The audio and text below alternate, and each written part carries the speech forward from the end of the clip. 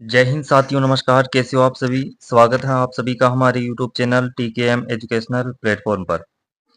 साथियों, रोजाना की तरह आज की भी इस क्लास में हम देखने वाले हैं बीएसटीसी एग्जाम 2024 से संबंधित कुछ महत्वपूर्ण जीके के प्रश्न। तो एक बार इस क्लास को जरूर देखें और अंत तक देखें और अंत में कमेंट करके जरूर बताएं कि आपके इन प्रश्नों में से कितने सही हो रहे हैं। और अगर आपको क्लास अच्छी लगे तो क्लास वीडियो को लाइक जरूर करें, शेयर करें और चैनल को सब्सक्राइब जरूर करें। तो चलिए शुरुआत करते हैं आज की इस क्लास की। तो प्रश्न नंबर 1 है हमारे पास, राजस्थान के अक्षांशीय विस्तार के संबंध में सही विकल्प का चयन कीजिए। राजस्थान के अक्षांशीय विस्तार के संबंध में बताना है आपको। ऑप्शन में हमें क्या दे रखा है? 23 डिग्री 3 मिनट उत्तरी अक्षांश से 30 डिग्री 12 मिनट दक्षिणी अक्षांश। बी के अंदर क्या है? 23 डिग्री 3 मिनट दक्षिणी अक्षांश से 30 डिग्री 12 मिनट उत्तरी अक्षांश। ऑप्शन नंबर सी के अंदर क्या है? 23 डिग्री 3 मिनट दक्षिणी अक्षांश से 30 डिग्री 12 मिनट दक्षिणी अक्षांश। सी के अंदर क्या है? 23 डिग्री 3 मिनट उत्तरी अक्षांश से 30 डिग्री 12 मिनट उत्तरी अक्षांश। तो साथियों, हम बात करें राजस्थान के अक्षांशीय विस्तार की, तो राजस्थान का जो अक्षांशीय विस्तार है वह कितना है? 23 डिग्री 3 मिनट 23 डिग्री 3 मिनट उत्तरी अक्षांश से, कौन सा अक्षांश आएगा? उत्तरी अक्षांश से 30 डिग्री 12 मिनट 30 डिग्री 12 मिनट, कौन सा अक्षांश? उत्तरी अक्षांश आएगा, उत्तरी अक्षांश। तो हमारा जो डी ऑप्शन है वह क्या हो जाएगा? अपना हमारा राइट हो जाएगा। 23 डिग्री 3 मिनट उत्तरी अक्षांश से 30 डिग्री 12 मिनट उत्तरी अक्षांश। ऑप्शन नंबर डी इस प्रश्न का क्या हो जाएगा? राइट आंसर हो जाएगा। राजस्थान का अक्षांशीय विस्तार कितना है? 23 डिग्री 3 मिनट उत्तरी अक्षांश से 30 डिग्री 12 मिनट, यानी 23 3 30 12। इस उत्तरी अक्षांश का ध्यान रखना है। यह उत्तरी अक्षांश क्यों आता है? क्योंकि ये हमारी पृथ्वी है और पृथ्वी पर ये जो बीच में से जो रेखा गुजरती है उसे हम कहते हैं भूमध्य रेखा, और इस भूमध्य रेखा के उत्तरी गोलार्ध में स्थित है, तो इसलिए उत्तरी गोलार्ध आता है। ओके। और वहीं तक देशांतरी विस्तार की बात करें तो देशांतरी विस्तार है राजस्थान का 69 30 30 78 17। 69 डिग्री 30 मिनट से 78 डिग्री 17 मिनट, ये राजस्थान का देशांतरी विस्तार है, पूर्वी देशांतर। इसके आगे क्या लगेगा? पूर्वी देशांतर। ओके। तो इसका क्या हाँ, आपको ध्यान रखना है। राजस्थान का अक्षांशीय विस्तार कौन सा हो जाएगा? 23 3 30 12 उत्तरी अक्षांश। ऑप्शन नंबर डी इस प्रश्न का राइट आंसर हो जाएगा। अगला प्रश्न है, राजस्थान में संभागीय व्यवस्था को किस मुख्यमंत्री द्वारा समाप्त किया गया? हरिदेव जोशी के द्वारा, मोहनलाल सुखाड़िया के द्वारा, वसुंधरा राजे के द्वारा, या फिर इनमें से कोई नहीं। तो साथियों, बात करें संभागीय व्यवस्था की, तो राजस्थान की सर्वप्रथम संभागीय व्यवस्था को शुरू किया था हीरालाल शास्त्री ने। किसने शुरू किया था? 30 मार्च 1949 को हीरालाल शास्त्री ने राजस्थान की संभागीय व्यवस्था को लागू किया था, और इस समय संभाग कितने थे? 5 संभाग थे। इसके बाद में सन 1962 के अंदर, कब? 1962 के अंदर मोहनलाल सुखाड़िया ने, किसने? मोहनलाल सुखाड़िया ने संभागीय व्यवस्था को क्या कर दिया था? बंद कर दिया था। तो ऑप्शन नंबर बी इस प्रश्न का क्या हो जाएगा? राइट आंसर हो जाएगा। और इसके बाद में बात करें तो साथियों, सन 1987 के अंदर, 1987 के अंदर हरिदेव जोशी ने, किसने? हरिदेव जोशी ने इस संभागीय व्यवस्था को क्या किया था? पुनः प्रारंभ किया था। ओके। तो इसका भी क्या रखना है? आपको ध्यान रखना है। तो संभागीय व्यवस्था को किस मुख्यमंत्री ने बंद किया था? तो मोहनलाल सुखाड़िया ने। कब किया था? 1962 के अंदर। ऑप्शन नंबर बी इस प्रश्न का क्या हो जाएगा? राइट आंसर हो जाएगा। अगला प्रश्न है, राव जेतसिरो छंद का लेखक कौन है? बिट्टू सुजा, गिरधर ओसिया, कवि रतन चरण, या फिर जोधराज। तो साथियों, बात करें राव जेतसिरो छंद की, तो राव जेतसिरो छंद के लेखक कौन है? बिट्टू सुजा। कौन है? बिट्टू सुजा का ये ग्रंथ है राव जेतसिरो छंद। ओके। ऑप्शन नंबर ए इस प्रश्न का क्या हो जाएगा? राइट आंसर हो जाएगा। अगला प्रश्न है, क्वेश्चन नंबर 4 है हमारे पास, लू है एक प्रकार की वनस्पति, खनिज, गर्मियों की स्थानीय गर्म हवा, या फिर उद्योग। तो इन चार ऑप्शनों में से आपको बताना है कि लू क्या है। तो साथियों, लू हो जाएगी हमारी ग्रीष्म ऋतु में चलने वाली अत्यंत गर्म हवा को क्या कहा जाता है? लू कहा जाता है। ऑप्शन नंबर सी इस प्रश्न का क्या हो जाएगा? राइट आंसर हो जाएगा। यानी ग्रीष्म ऋतु में चलने वाली अत्यंत गर्म धूल भरी हवाओं को क्या कहा जाता है? लू कहा जाता है। इसी के अलावा एक शब्द आता है मावठ। मावट, मावट भी कई बार एग्जामों के अंदर पूछा गया है। मावट क्या है? तो राजस्थान में शीत ऋतु में होने वाली वर्षा को क्या कहा जाता है? तो मावट कहा जाता है। ओके, लू क्या हो जाएगी हमारी? ग्रीष्म ऋतु में चलने वाली अत्यंत गर्म धूल भरी हवा।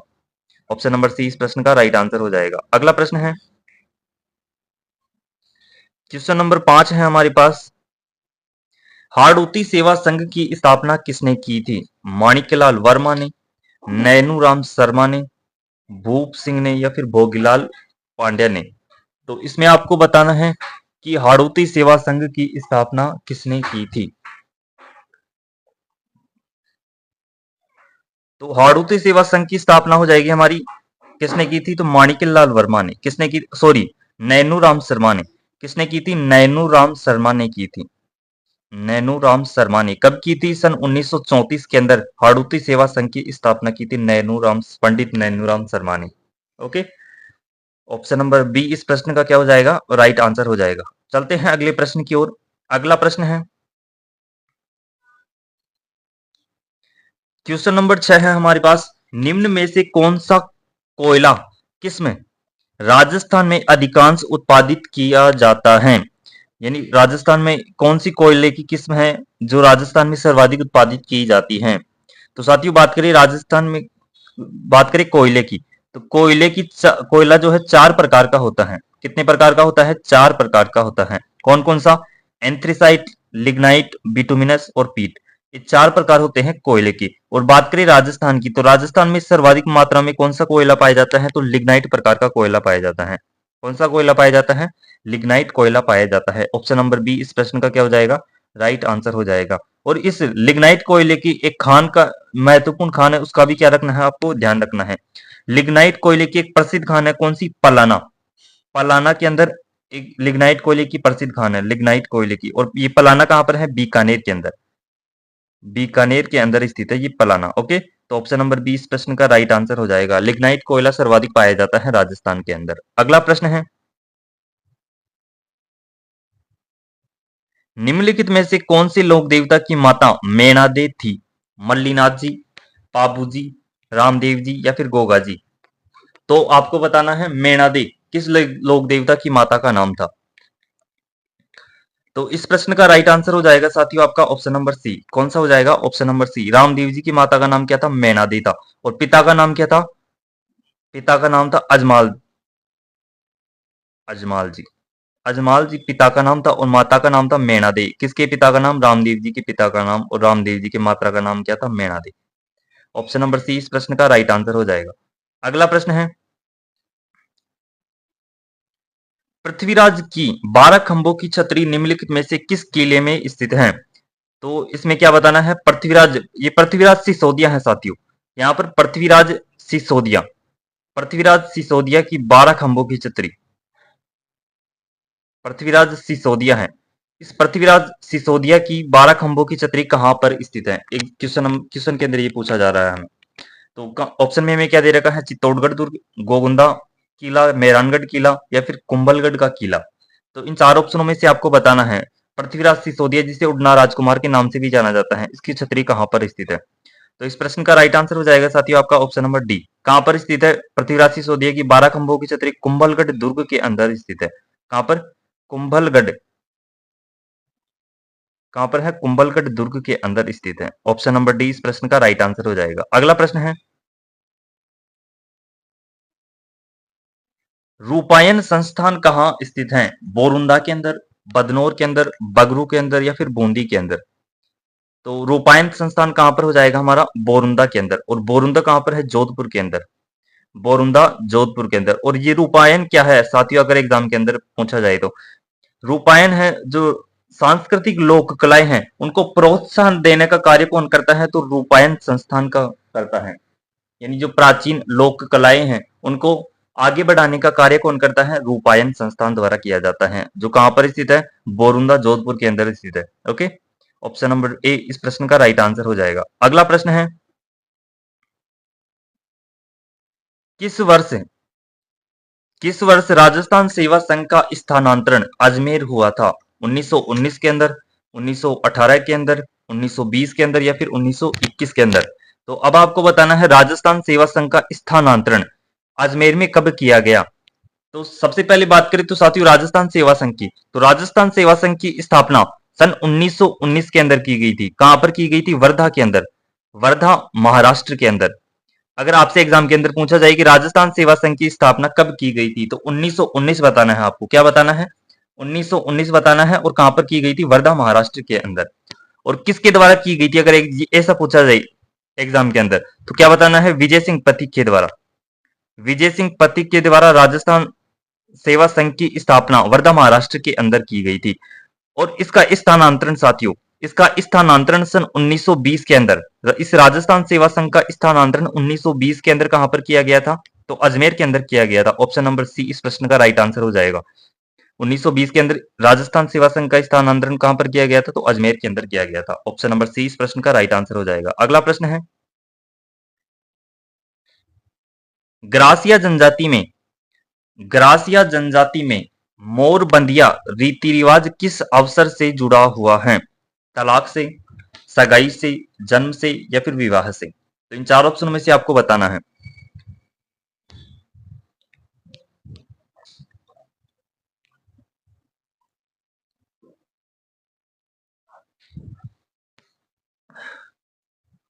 तो साथियों क्वेश्चन नंबर 11 के राइट आंसर की बात करें तो इसका राइट आंसर हो जाएगा आपका ऑप्शन नंबर डी। कौन सा हो जाएगा? ऑप्शन नंबर डी इस प्रश्न का राइट आंसर हो जाएगा। मोरबंदिया रीति रिवाज किससे जुड़ा हुआ है? तो विवाह से जुड़ा हुआ है, विवाह से जुड़ा हुआ है। और किस जनजाति का प्रसिद्ध है? तो ग्रासिया जनजाति का प्रसिद्ध है। ओके, ऑप्शन नंबर डी इस प्रश्न का राइट आंसर हो जाएगा। अगला प्रश्न है, राजस्थान की, राजस्थान की बांका पट्टी किस समस्या से ग्रसित है?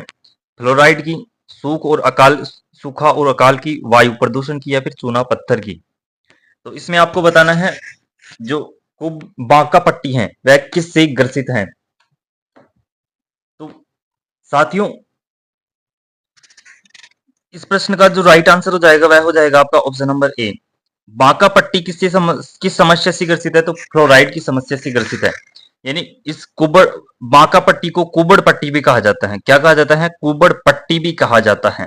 और ये नागौर से अजमेर के मध्य फैली हुई है। कहां से कहां तक? नागौर से अजमेर के मध्य फैली हुई है। यानी ये जो फ्लोराइड जल की पट्टी है, इसका सेवन करने से व्यक्ति के अंदर क्या आ जाता है? कुबड़ापन आ जाता है। यानी व्यक्ति की हड्डियां जो है कमजोर पड़ जाती हैं और उनमें टेढ़ापन आ जाता है। ओके, तो इसलिए कुबड़ पट्टी या फिर बांका पट्टी भी कहा जाता है इस फ्लोराइड जल की पट्टी को। इसका विस्तार कहां से कहां तक है? तो नागौर से अजमेर के मध्य है इसका विस्तार। तो ये किस बांका पट्टी किससे संबंधित हो जाएगी? फ्लोराइड से संबंधित हो जाएगी। ऑप्शन नंबर ए इस प्रश्न का क्या हो जाएगा? राइट आंसर हो जाएगा। चलते हैं अगले प्रश्न की ओर। अगला प्रश्न है, मेहरानगढ़ दुर्ग में स्थित चामुंडा माता मंदिर की स्थापना की थी दुर्गादास ने, राव जोधा ने, राव कल्याणमल ने, या फिर महाराजा अजीत सिंह ने?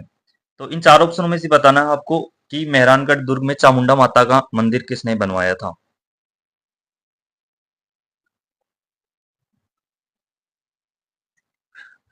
तो साथियों क्वेश्चन नंबर 13 के राइट आंसर की बात करते हैं, इसका राइट आंसर हो जाएगा आपका ऑप्शन नंबर बी। कौन सा हो जाएगा? Option number B. Rao Jodha ने चामुंडा माता के मंदिर का निर्माण करवाया था मेहरानगढ़ दुर्ग के अंदर। और मेहरानगढ़ दुर्ग कहां पर स्थित है? तो जोधपुर के अंदर स्थित है। कहां पर है? जोधपुर के अंदर स्थित है। और चिड़ियाटूक पहाड़ी पर बना हुआ है। और 1459 ईस्वी में, कब? 1459 ईस्वी में इस दुर्ग का निर्माण राव जोधा ने करवाया था। किसने करवाया था? राव जोधा ने करवाया था। और इसी दुर्ग के अंदर चामुंडा माता के मंदिर का निर्माण भी किसने करवाया था? तो राव जोधा ने करवाया था। ऑप्शन नंबर बी इस प्रश्न का क्या हो जाएगा? राइट आंसर हो जाएगा। अगला प्रश्न है, ऐतिहासिक स्थल, ऐतिहासिक स्थल जाबालीपुर की आधुनिक पहचान है जालोर, जैसलमेर, नागौर, या फिर सिरोही? तो जालोर से जाबालीपुर क्या हो जाएगा? जालोर से जाबालीपुर। जालोर का प्राचीन नाम क्या है? तो जाबालीपुर। ओके, इस जालोर को पहले किस नाम से जानते थे? जाबालीपुर के नाम से जानते थे। ऑप्शन नंबर ए इस प्रश्न का राइट आंसर हो जाएगा। अगला प्रश्न है, जयसिंह द्वितीय ने निम्न में से किस जगह है वेद्यशाला नहीं बनवाई? मथुरा के अंदर, उज्जैन के अंदर, आगरा के अंदर, या फिर दिल्ली के अंदर? तो साथियों बात करें सवाई जयसिंह द्वितीय की, कहां के शासक थे? तो जयपुर के शासक थे। और इन्होंने 500 वेद्यशालाओं का निर्माण करवाया था। कितनी वेद्यशालाओं का? 500 वेद्यशालाओं का निर्माण करवाया था। कहां कहां पर? तो दिल्ली, दिल्ली के अलावा उज्जैन, उज्जैन के अलावा मथुरा, मथुरा, बनारस और जयपुर। दिल्ली, उज्जैन, मथुरा, बनारस और जयपुर, इन 5 सौर वेधशालाओं का निर्माण करवाया था। किसने? सवाई जयसिंह सेकंड ने। ओके, यानी दिल्ली के अंदर भी करवाया था, उज्जैन के अंदर भी करवाया था, मथुरा के अंदर करवाया था, बनारस और जयपुर, यानी आगरा के अंदर नहीं करवाया उन्होंने। कहां पर? आगरा के अंदर वेधशाला का निर्माण नहीं करवाया। तो ऑप्शन नंबर सी इस प्रश्न का क्या हो जाएगा? राइट आंसर हो जाएगा। अगला प्रश्न है, इंदिरा गांधी नहर परियोजना में लिफ्ट नहरों की संख्या है 5, 9, 8 या फिर 7। तो आईजीएनपी, तो कल हमने देखा था कि इंदिरा गांधी नहर कहां से निकाली गई है? तो हरि के बैराज से। कहां से निकाली गई है? सतलज और व्यास नदियों के संगम पर स्थित हरि के बैराज से यह नहर निकाली गई है। और इसमें साथियों अलग अलग स्थानों पर यानी पेयजल आपूर्ति के लिए 7 लिफ्ट नहरें निकाली गई हैं। कितनी लिफ्ट नहरें निकाली गई हैं? तो 7 लिफ्ट नहरें निकाली गई हैं। कौन कौन सी, अगर एग्जाम के अंदर पूछा जाए तो कौन कौन सी है? कुंभा, कंवर, पन्ना, तेजा। कुंभा, कंवर, पन्ना, तेजा। पन्ना, तेजा। करणी माता जाम्बू जी की जय। करणी माता जाम्बू जी की जय। तो यहाँ पर स्क्रीन छोटी बढ़ गई है मेरे पास, तो वैसे ही आप सुन लो। तो कुंभाराम लिफ्ट नहर, कंवर सिंह लिफ्ट नहर, पन्ना लाल लिफ्ट नहर, तेजावीर तेजाजी लिफ्ट नहर, करणी माता लिफ्ट नहर, जाम्बू जी, करणी माता जाम्बू जी की जय, जय नारायण व्यास लिफ्ट नहर। ओके, तो ये 7 लिफ्ट नहरें निकाली गई हैं इस इंदिरा गांधी नहर परियोजना से। तो ये एग्जाम कई बार एग्जामों के अंदर भी पूछा गया है, तो मोस्ट इंपोर्टेंट प्रश्न है ये। ओके, कितनी लिफ्ट नहरें? 7 लिफ्ट नहरें निकाली गई हैं। ऑप्शन नंबर डी इस प्रश्न का राइट आंसर हो जाएगा। कुंभा, कंवर, पन्ना, तेजा, करणी माता जाम्बू जी की जय। ओके, अगला प्रश्न है, श्रीलाल जोशी का संबंध था फड़ चित्रण से, मूर्ति कला से, थेवा कला से या फिर मृण शिल्प से? तो आपको क्या बताना है? श्रीलाल जोशी का संबंध बताना है। श्रीलाल जोशी का संबंध था, तो इनका संबंध हो जाएगा फड़ चित्रण से। किससे हो जाएगा? फड़ चित्रण से हो जाएगा। ऑप्शन नंबर ए इस प्रश्न का क्या हो जाएगा? राइट आंसर हो जाएगा। अगला प्रश्न है, श्यामपुरा और भाट नहरें, क्वेश्चन नंबर 18 है हमारे पास। श्यामपुरा और भाट नहरें संबंधित हैं। ऑप्शन में हमारे पास क्या है? नर्मदा नहर से, कोटा बैराज से, माही नदी से या फिर जयसमंद झील से? तो साथियों श्यामपुरा और भाट नहरें, इन नहरों का संबंध हो जाएगा आपका जयसमंद झील से। किससे हो जाएगा? जयसमंद झील से हो जाएगा। श्यामपुरा और भाट नहरें निकाली गई है जयसमंद झील से। ऑप्शन नंबर डी इस प्रश्न का क्या हो जाएगा? राइट आंसर हो जाएगा। इसके अलावा हम जयसमंद की बात करें तो जयसमंद झील पहले उदयपुर के अंदर आती थी, लेकिन वर्तमान में किस जिले के अंदर आती है? तो सलुम्बर के अंदर आती हैं। अगर पूछा जाए तो कहां पर आती है? सलुम्बर के अंदर आती हैं वर्तमान के अंदर जयसमंद झील। और ये जो जयसमंद झील है, यह मीठे पानी की सबसे बड़ी कृत्रिम झील है। अगर आपसे पूछा जाए कि मीठे पानी की सबसे बड़ी झील कौन सी है, तो मीठे पानी की सबसे बड़ी कृत्रिम झील कौन सी हो जाएगी? आपकी जयसमंद झील। ओके, तो इसका भी आपको क्या रखना है? ध्यान रखना है। ऑप्शन नंबर डी इस प्रश्न का राइट आंसर हो जाएगा। अगला प्रश्न है, राजस्थान में, क्वेश्चन नंबर 19 है हमारे पास। राजस्थान में टंगस्टन का उत्पादन कहाँ होता है? ब्यावर के अंदर, खेतड़ी के अंदर, डेगाना के अंदर या फिर देबारी के अंदर? तो टंगस्टन की बात करें तो टंगस्टन जो है वुल्फ्रेमाइट अयस्क से प्राप्त होता है। वुल्फ्रेमाइट किस अयस्क से प्राप्त होता है? तो वुल्फ्रेमाइट अयस्क से प्राप्त होता है। और टंगस्टन का उपयोग किसमें होता है? तो लोहे के साथ प्रयोग किया जाता है, यानी जो रेलवे की पटरियां होती हैं उनमें इसका प्रयोग किया जाता है। जिससे क्या होता है कि लोहा पिघलता नहीं है जल्दी से, यानी बार बार ट्रेन, इतनी लंबी ट्रेन बार बार चलती है लोहे के ऊपर, तो लोहा क्या होता है कि उससे पिघलता नहीं है इसके मिलाने से। ओके, तो ये टंगस्टन की उत्पादन सर्वाधिक कहां पर होता है? तो डेगाना के अंदर होता है। ऑप्शन नंबर सी इस प्रश्न का क्या हो जाएगा?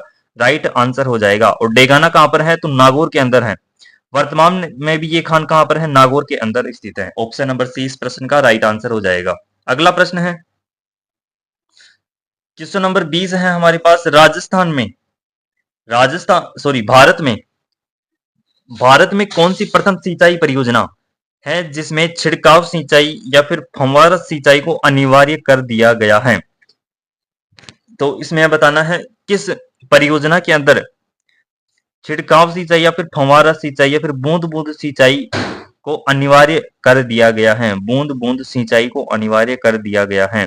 तो ऑप्शन में हमारे पास क्या दे रखा है, नर्मदा नहर परियोजना से को में, चंबल नहर परियोजना में, या फिर माही बजाज सागर परियोजना में, या फिर डी के अंदर है इंदिरा गांधी नहर परियोजना के अंदर। तो साथियों, बूंद बूंद सिंचाई या फिर फव्वारा सिंचाई को किस परियोजना के अंदर लागू किया गया है, तो नर्मदा नहर परियोजना के अंदर। किस नहर परियोजना में, नर्मदा नहर परियोजना में। ऑप्शन नंबर ए इस प्रश्न का राइट आंसर हो जाएगा। और ये मोस्ट इंपोर्टेंट प्रश्न है, ओके, मोस्ट लगा सकते हैं अब इसको, ओके। चलते हैं अगले प्रश्न की ओर। अगला प्रश्न है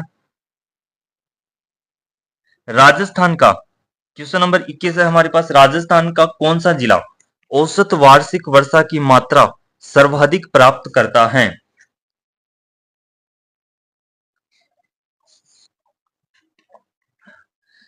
हाँ, तो इस प्रश्न के अंदर क्या बताना है, राजस्थान का ऐसा कौन सा जिला है जो सर्वाधिक औसत वार्षिक वर्षा प्राप्त करता है।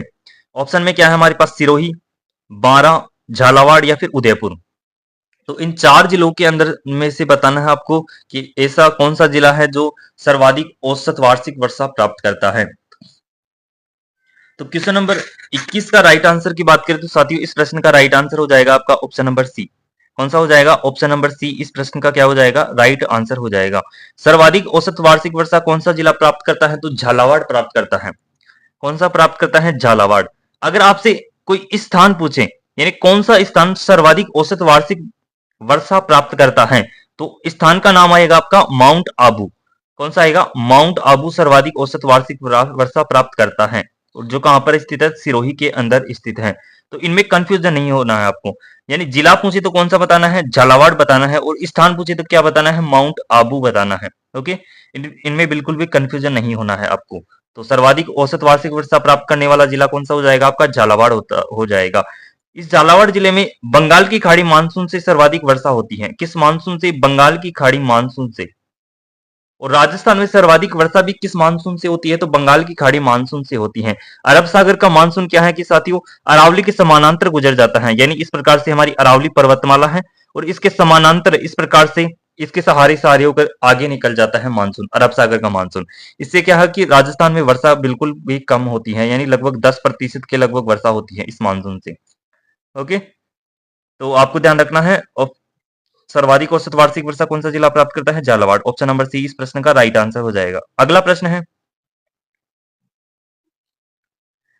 जनगणना 2011 के अनुसार राजस्थान में शिशु लिंगानुपात कितना था, 887, 788, 888 या फिर 878।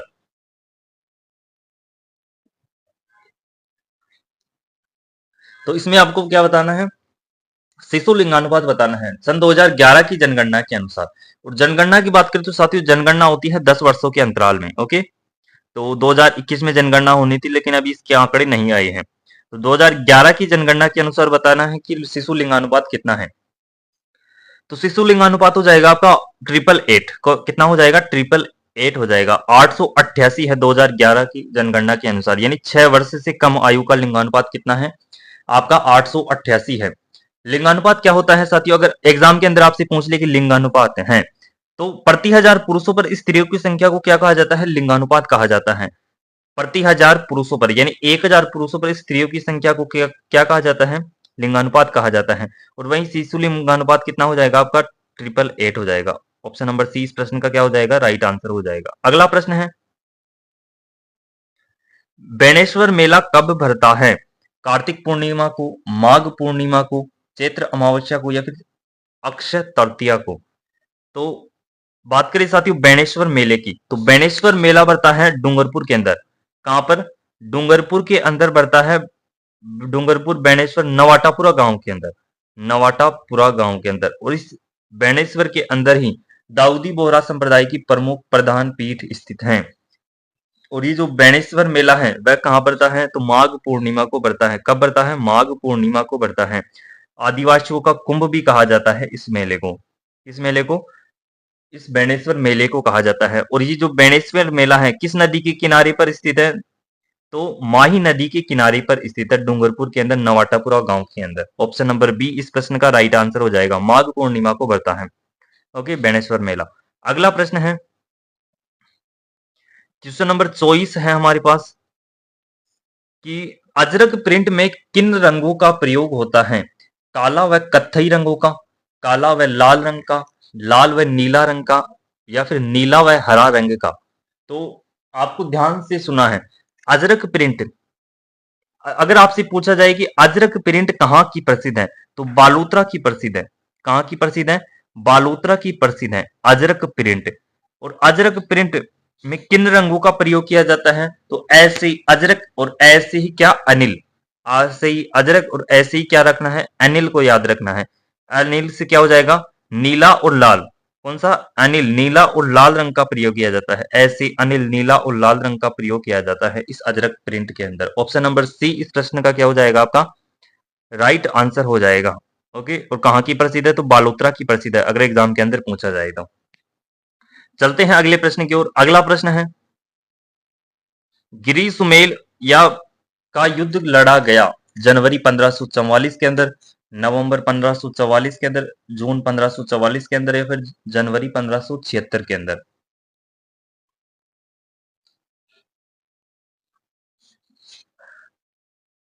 तो साथियों, गिरी सुमेल युद्ध के बारे में बताना है आपको, कब लड़ा गया था।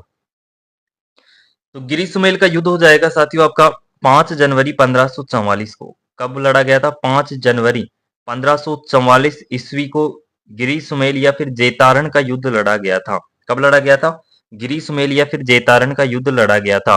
और इस युद्ध में एक तरफ तो कौन था? मालदेव था। एक तरफ मालदेव था और दूसरी तरफ कौन था? शेरशाह सूरी। अफगान शासक शेरशाह सूरी था। शेरशाह सूरी था। और इस मालदीव के दो वीर सेनापति थे, जेता और कुंपा। कौन थे? जेता और कुंपा इसके दो वीर सेनापति थे। और शेरशाह सूरी के साथ कौन था? बीकानेर का कल्याणमल और मेटा का वीरमदेव था। तो इनके मध्य यह युद्ध होता है, लेकिन इसमें विजय किसकी होती है? तो शेरशाह सूरी जीत जाता है और मालदीव की क्या होती है? हार होती है। यानी हारने का प्रमुख कारण था कि मालदीव युद्ध से पहले ही युद्ध के मैदान को छोड़कर चला जाता है और जेता कुंपा क्या बड़ी वीरता से क्या करते हैं? युद्ध लड़ते हैं, जिसके कारण ये युद्ध हार जाते हैं। यानी कोई अफवाह फैला देता है कि जेता और कुंपा जो है शेरशाह सूरी के पास के साथ मिल चुके हैं, जिसके कारण मालदेव युद्ध को छोड़कर क्या होता है? चला जाता है। और ये युद्ध कब लड़ा गया था? तो जनवरी 1544 को लड़ा गया था। 5 जनवरी, पूरी तारीख भी याद रखना चाहे तो रख सकते हैं। 5 जनवरी 1544 को लड़ा गया था। और गिरी सुमेल, इसे जेतारण का युद्ध भी कहा जाता है। गिरी सुमेल या जेतारण का युद्ध भी कहा जाता है, जो कहां पर है? पाली के अंदर। ओके, पाली के अंदर स्थित है। तो ऑप्शन नंबर ए इस प्रश्न का राइट आंसर हो जाएगा। तो साथियों, ये थे बीएसटीसी एग्जाम 2024 से संबंधित कुछ महत्वपूर्ण प्रश्न। तो एक बार इस क्लास को जरूर देखें और अंत में कमेंट करके जरूर बताएं कि आपके इन प्रश्नों में से कितने सही हो रही है। और अगर आपको क्लास अच्छी लगी तो वीडियो को लाइक जरूर करें, शेयर करें और चैनल को सब्सक्राइब जरूर करें। और पीछे भी बहुत सी क्लासेस छोड़ी गई हैं, आप एक बार उनको भी जरूर जरूर देखें। आपको एग्जाम के अंदर अधिकांश प्रश्न इन क्लासों के अंदर ही मिल जाएंगे। ओके, तो आज के लिए इतना ही। मिलते हैं अगले वीडियो के अंदर, तब तक के लिए धन्यवाद।